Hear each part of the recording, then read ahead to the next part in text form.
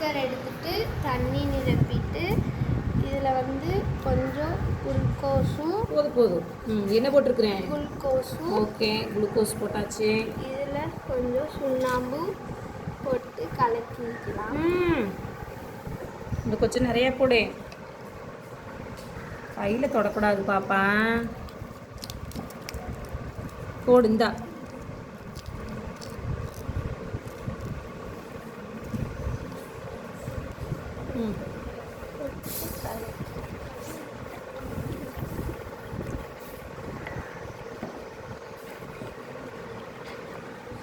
இது தொட்டு பாரு,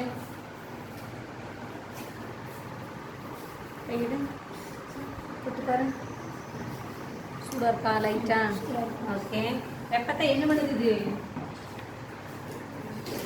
ஏன் சூடாக இருக்குது? வெப்பத்தை வெளிவிடுகிறது, அதனால் இதுக்கு பேர் என்னது? வெப்ப உமிழ்வினை.